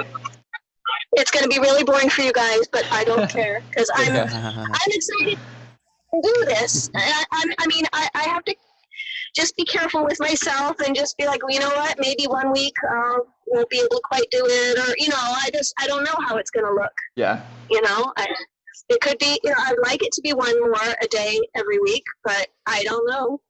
I just want to keep my expectations a little bit low, just in case. I don't know. It's a weird thing because you know what? The more you sell, then you're shipping more also. So that's another time, that takes time too. And I'm still pretty slow with shipping. I did do a list of the whole procedure, very detailed, and that helps. It just helps me stay on track. I don't know if it's any faster, but it just helps me stay on track. I like it. Yeah. So, and it seems less, somehow having it written down and knowing I'm going to follow it, there's something calming about it because I have everything there. Because I used to worry about, I know it sounds kind of dumb, but like when you're packaging things to ship, there's pieces of paper and stuff. There's like when I still like print them on a regular printer and then I cut, the thing off. Oh, yeah. And then I have. Gotta throw that shit away. Yeah, there's all that stuff and these just stupid little things, and then you got to put everything away when you're done. I actually have that written down. Put scissors, this, that, and the other, put them away. I have all that written down because then I don't have to worry about it because I know there's a time I'm going to be doing it. Because little weird details like that used to really bother me. I know it sounds weird. It's just it is perfectionism. It's not, it's perfectionism, even though nothing is perfect at all. But that's what it is. It's this weird.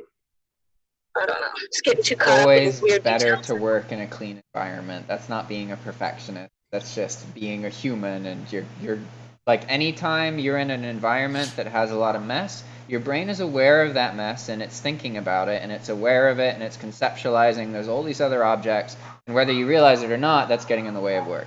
So it's and knowing that makes sense. Knowing that I'm going to be cleaning it up at the end gives me peace. And I don't have to think it's okay if we got this little pile going over here because it's going to be cleaned up in a little bit. That's weird. Okay, I'll let you guys get back Cool. to your things. What do you want to pick, Andrew? I think the thing that will really move my site forward at the moment is posting content, and which I've been pretty slack on lately. So I always want to write one post a day, but I think I'm going to go to 5 posts in the next week. It's funny you say at least that 1,000 because for me, every day means 5 days out of 7. Like if I ever say every day, I'm not saying every day. I'm saying 5 out of 7. Sure. So, Normal work week. I can spend a lot of time tinkering around with my site. I'm setting up Facebook or social media profiles and banners and graphic design, but the thing that will really move me forward is posting content. So, and 5 posts times 1,000 words at least each will be good. I have a question. What does it look like when you write it? What's the process?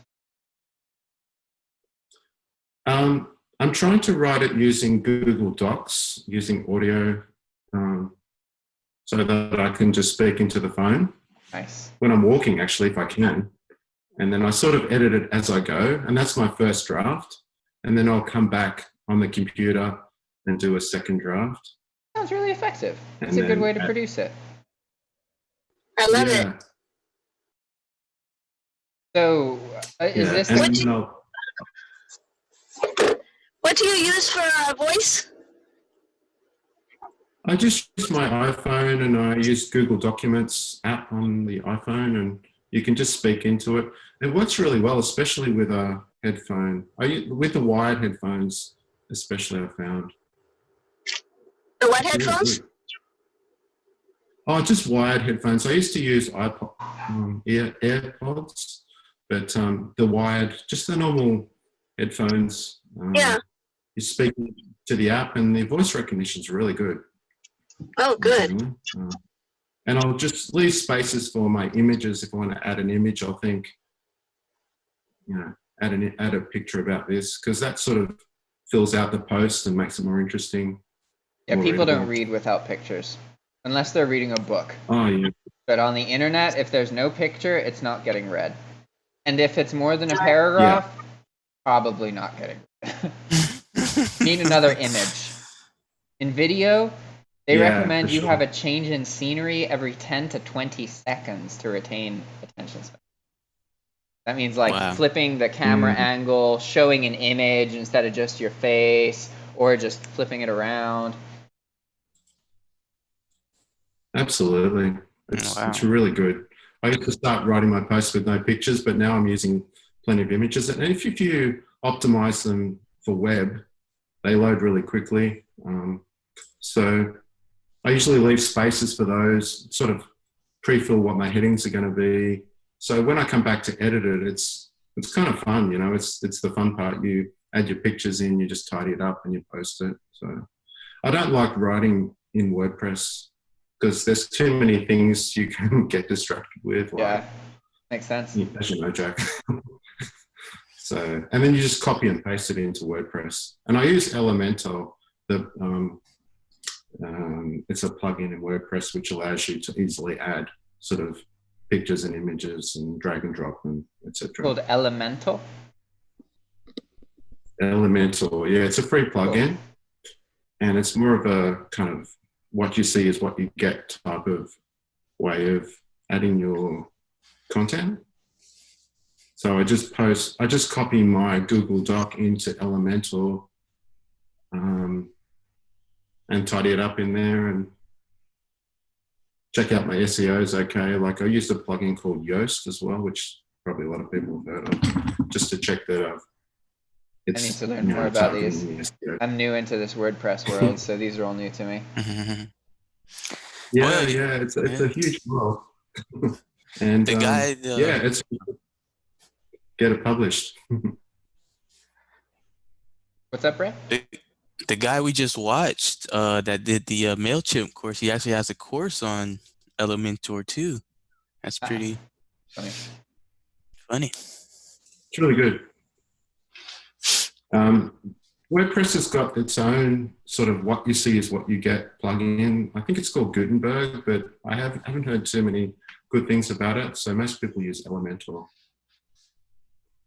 So out of curiosity, Andrew, so if I was in your position and I was trying to do a post every day, for me, I would be more likely to do it if my goal was to open the tool that I use to make the writing or record and say that, okay, every day I have to open it and look at it for 5 minutes.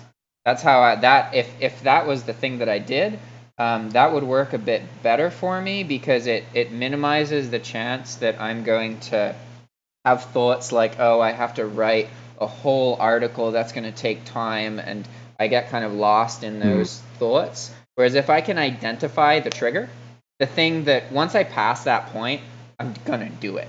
Like I'm not going to stare at the document for 5 minutes and then get up and leave. I'm going to work on it, you know? But I can't, like, even at my laziest, I can't be like, oh, I'm incapable of opening a Word document and looking at it for 5 minutes. So it doesn't really allow me as much wiggle room to build these incorrect thoughts of how much energy and effort it's going to take. So for me personally, that usually works better, having that kind of approach. But that's just a suggestion. Maybe you're completely fine to just say, you're going to do one per day. Just food for thought. Yeah, I think there's you've got to do whatever makes it easiest for you to get started, and getting started is the hard part, as you know. Yeah. Like, so even if I've got partly written a post, I'll just, during the day, my mind will be going over things and I'll add to it. During the day, I'll just jump on my phone, put a bit more in, maybe watch a few YouTube videos to get inspiration. Yeah. And before you know it, you've got 1,000 words. And 1,000 words seems to be the point that you really start to get recognized more by Google. Yeah, you've definitely done research to know that. That's cool. I've heard that before. Yeah, even more. Yeah. Particularly if you've got it filled out with images, it's quite a decent document, you know. And 1,000 words isn't as much as you really think. Yeah, it's not too crazy. Once you get started. Yeah. Okay, cool. So your thing is, let me open Discord real quick. Okay, here we go. Can you access Discord right now? I don't know what your setup is.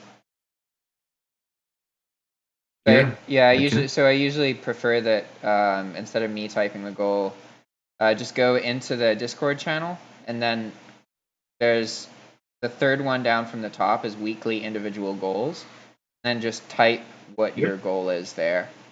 And I like doing it this way because it helps solidify the concepts a little bit better. I've learned from experience that you can usually predict when a person's going to do their goal or not, just based on the confidence in their voice. Like if they're able to say, I'm going to do this, probably going to do it. But if they're like, well, I guess I could do this, maybe they're not going to do it. And even if you just get them to re-say it until they sound confident, sometimes that's all that it takes. It really is about developing this confident voice in ourselves that we will do something. Whether we're capable of doing it or not, that doesn't really matter, you know? Yeah. I'll put that in there. For sure. Awesome. So I think I need a bit of help to figure out what I'm going to do. So there's two things. One is that I haven't been exercising and like skating.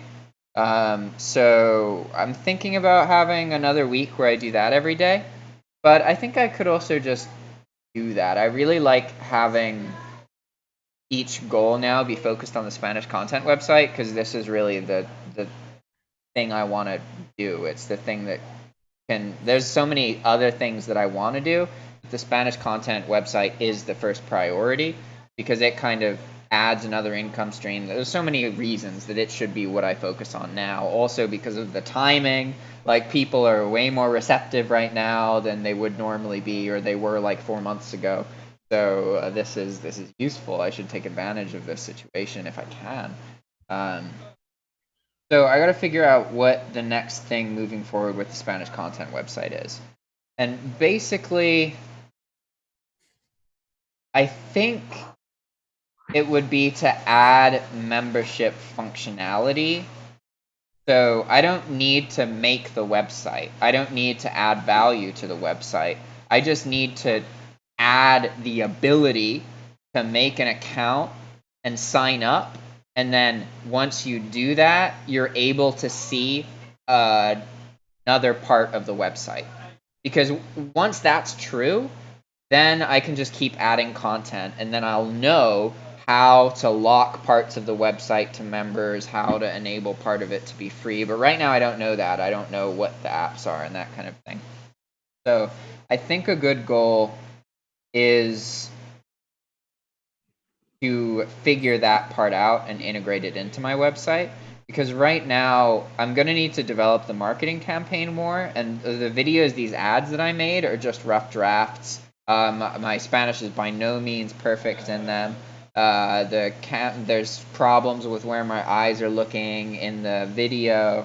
There's some kind of basic things like this I can fix. But for now, the point of this is to run these campaigns for enough time to get a lot of data.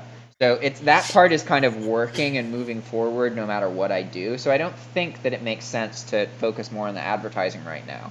But no matter what, I am going to need to learn more about how to make it a membership website.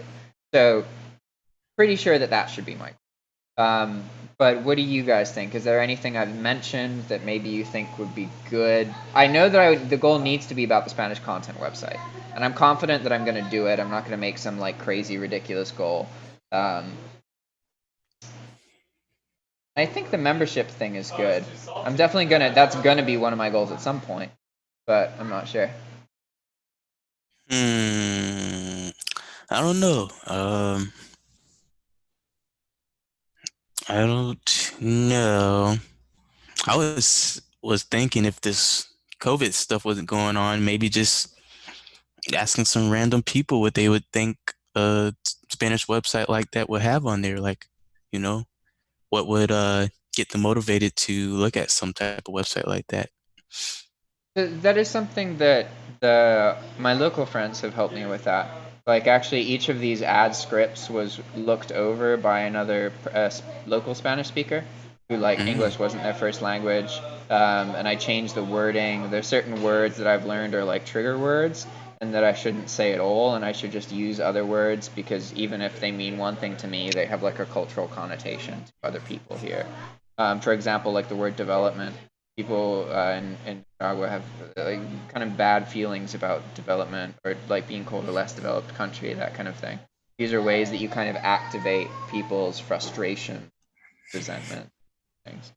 So yeah, I feel like that's already it's happening with the scripts. I haven't really had someone look at the website, but that's mostly because right now I know the website isn't easy. It's not a good website. Yeah. But that's not Basic the right now. point yet. I don't really even care about the people who are coming to it.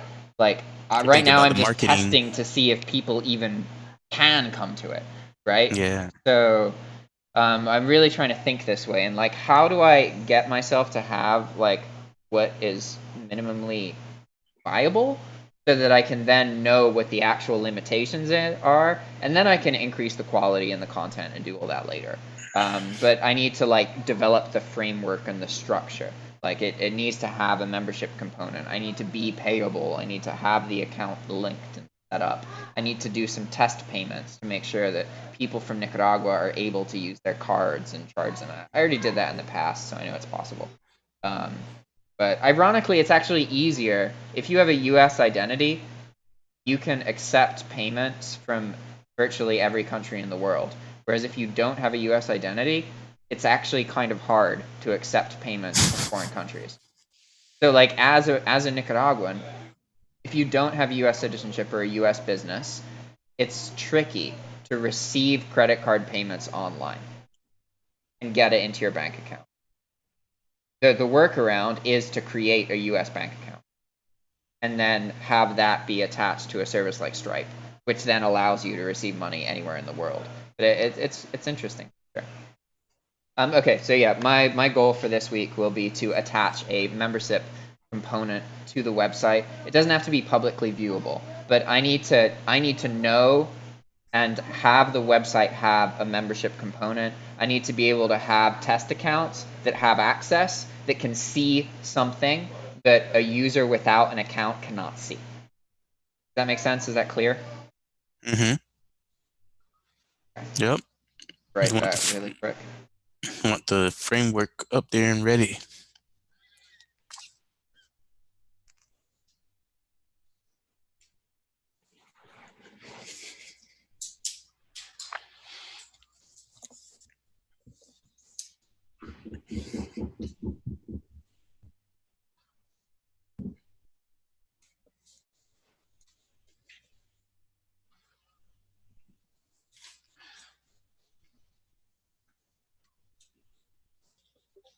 Okay, cool. There you go.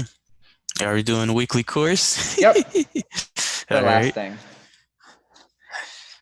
Do we want to do that elemental course? Sure. I think it was an hour long by the same guy. Oh, jeez. An hour is not so bad. Yeah, the last one was I know. 45. I'm just kidding. I'm just. He's got some 4-hour courses though. He's a really a programmer type guy. Oh, good God. Let's not get crazy. What's the name of this course? Let's see, Elementor. Let me see. If you click on his profile, it pops right up.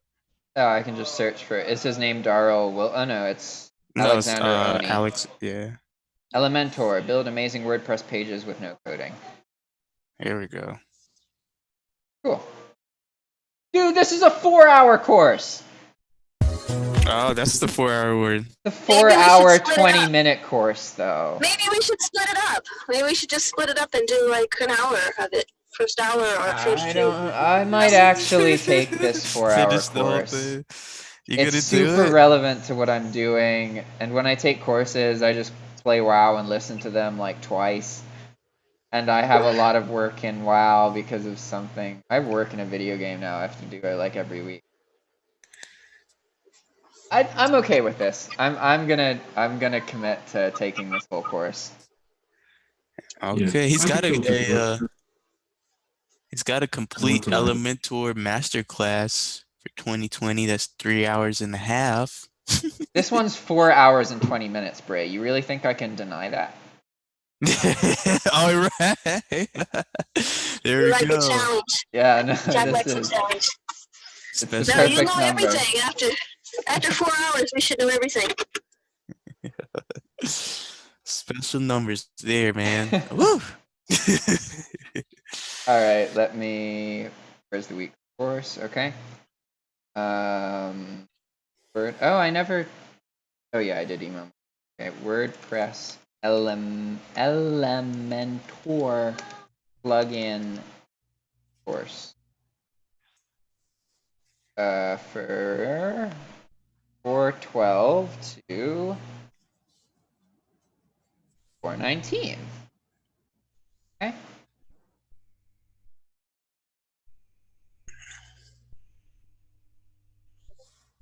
There we go. Excellent day. Awesome.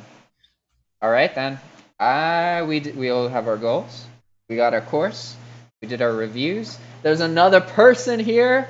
Dude, you showed up and you used video and audio the first time you showed up. Yeah. That's I thought amazing. just all in.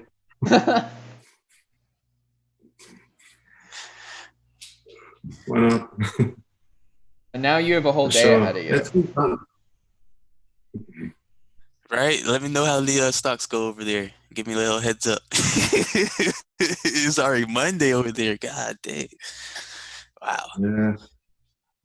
Do you think the stocks have hit the bottom, Brian?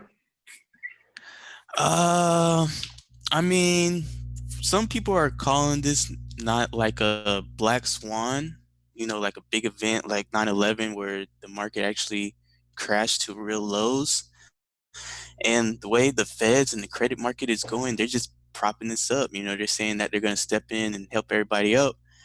And that's making investors feel safe. So that's why the market has not gone down any lower recently.